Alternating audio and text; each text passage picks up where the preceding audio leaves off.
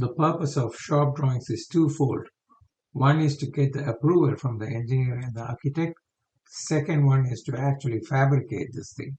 There's no other purpose. These are the only two purposes for this shop drawings.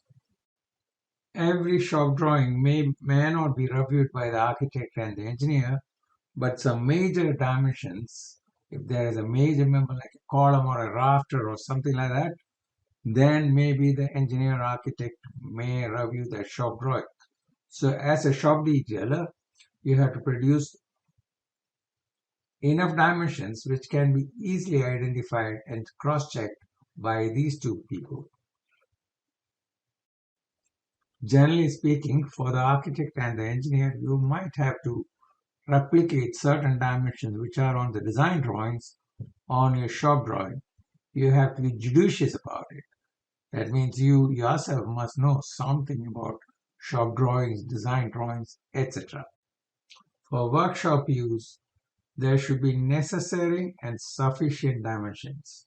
Necessary means all dimensions which are required to assemble this assembly should be there, every single part.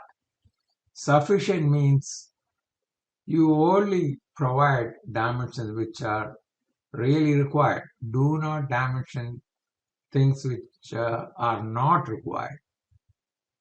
Generally, when I look at a shop drawing, if there are too many unnecessary dimensions, that immediately gives me an idea about the ability of the detailer.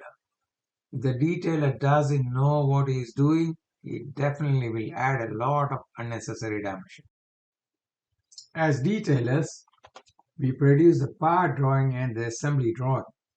So all the parts are manufactured to the part drawing, and then they pallet all the parts which should make the assembly and supplies it to the boiler maker on the shop floor.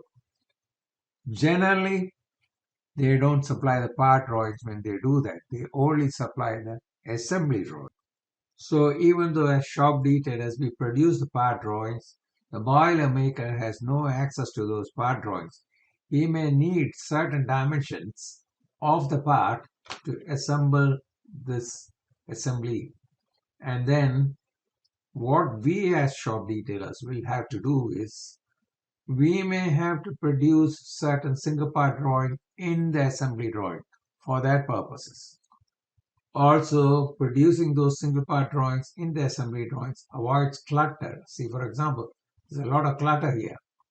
So we can avoid a lot of clutter by producing single part drawings within the assembly drawing.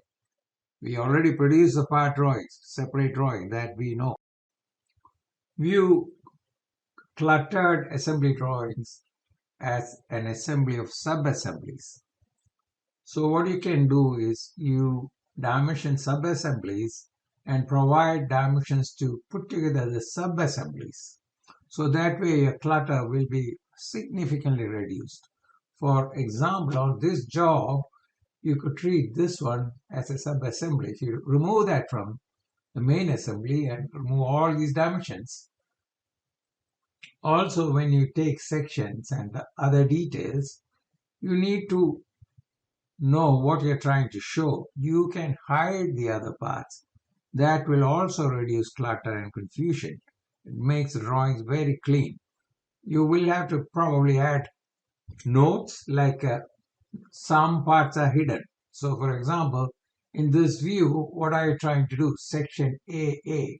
Section AA is taken and then, so that's a section taken. You're probably trying to show this end plate. But if you look at section AA, you're showing all the stuff.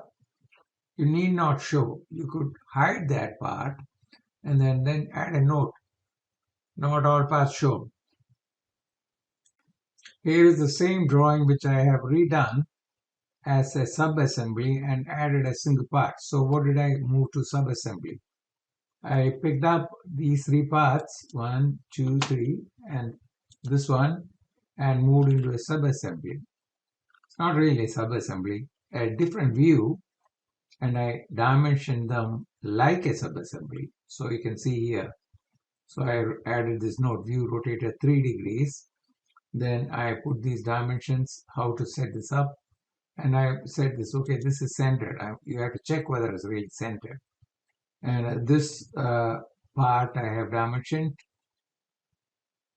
So here is the UFF, so that's totally dimensioned. So I have avoided setting up all these dimensions here. So if you look at the previous drawing, you can see there's a lot of dimensions, just adds clutter. And also there are a lot of dimensions here. Some of that clutter came by adding dimensions for this plate. I kept some dimensions here because you need to know how to orient it. But then I created a single part drawing for this one.